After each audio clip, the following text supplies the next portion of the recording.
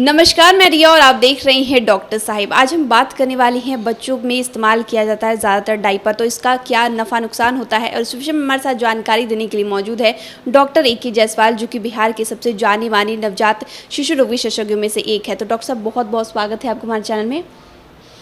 धन्यवाद। डॉक्टर साहब, बच्चों के लिए डायपर ज़्यादा इस्तेमाल किया जाता है और ऐसे में रैशेस की भी समस्या हो जाती है, तो कितना फ़ायदेमंद है, कितना नुकसान पहुंचाता है बच्चों पर? यस, बहुत सही सवाल आपने कहा कि आजकल एक ट्रेंड बन गया है कि साधारण से साधारण परिवार के लोग या जो लोग अफोर्ड नहीं कर पा रहे हैं वो लोग भी कर रहे हैं। तो उसका मेन कारण है कि ये डायपर लगाने से बच्चे के लिए भी कन्वीनियंट रहता है और माँ को तो बहुत ही आराम हो जाता है कि भैया बार बार उसको बच्चा को पेशाब हो रहा है, ये हो रहा है, तो बार बार उसको थोड़ा चेंज किए या फिर थोड़ा दूसरा कपड़ा पहनाए, ये किए। लेकिन इसका जो एक सीरियस साइड इफ़ेक्ट्स बहुत सारा है, जो कि ये ट्रेंड एक चल गया है डायपर का, वो उसका एक इम्पॉर्टेंट कारण है कि इस डायपर के में लगे रहा और उसमें बच्चा यदि यूरिन स्टूल किया हुआ है तो उसे एक इन्फेक्शन हो जाता है। वो एक बहुत सीरियस इन्फेक्शन हो सकता है, उसको यूरिनरी ट्रैक्ट इन्फेक्शन हो सकता है, लोकल वहाँ स्किन में इन्फेक्शन हो सकता है।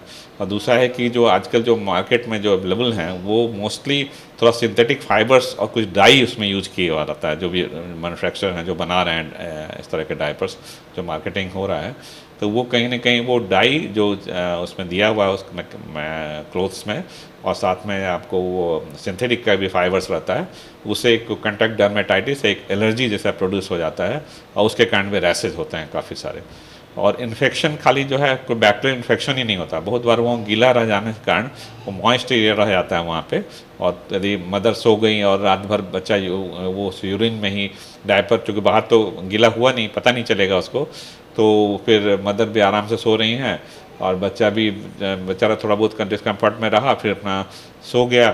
तो उसके बाद जो ज़्यादा देर तक रह जाने के कारण वो जो मॉइस्ट एरिया रह जाता है उसमें फंगल इन्फेक्शन हो जाता है। तो ये एक बैक्टीरियल इन्फेक्शन हो सकता है, फंगल इन्फेक्शन हो सकता है, इरिटेंट एक डर्मेटाइटिस हो सकता है, कंटैक्ट डर्मेटाइटिस, और प्लस जैसा मैंने बताया कि और भी तरह का जो है जैसे यूरिनरी ट्रैक्ट इन्फेक्शन, ये सब भी कोलाई इन्फेक्शन जिसको बोलते हैं, उस तरह का इन्फेक्शन हो सकता है। ये सब इम्पॉर्टेंट है। तब इसमें मैसेज ये है कि भाई कोशिश करें कि भाई डायपर का प्रयोग कम से कम करें, बाहर कहीं निकल रहे हैं तो करें। और दूसरी बात है कि होममेड डायपर यूज करें, एकदम प्योर कॉटन का, एकदम 100% कॉटन का फैब्रिक सा, घर में ही उस तरह का कुछ बनाएं जिसको अपना यूज़ करें।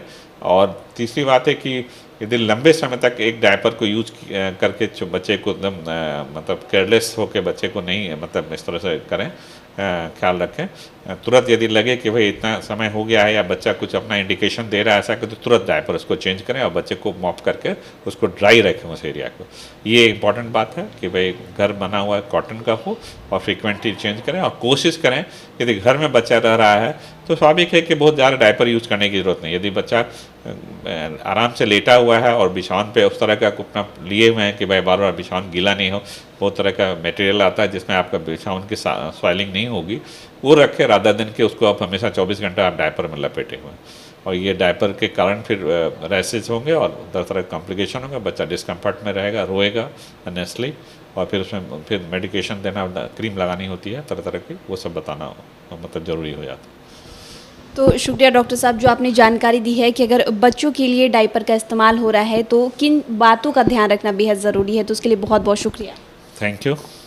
तो आप डॉक्टर ए.के. जायसवाल को सुन रहे थे, जिन्होंने पूरी जानकारी दी है कि अगर बच्चों के लिए डायपर का इस्तेमाल किया जाता है तो किन बातों का ध्यान रखना जो है बेहद ज़रूरी है, कब उन्हें सावधानी बरतने की भी ज़रूरत होती है। तो फिलहाल के लिए इतना ही। चैनल को सब्सक्राइब कर ले, फेसबुक पेज को लाइक कर ले, साथ ही डॉक्टर साहब से आपकी क्या सवाल है हमें कमेंट करिए, मेल के माध्यम से भेज सकते हैं। वीडियो देखने के लिए आपका शुक्रिया।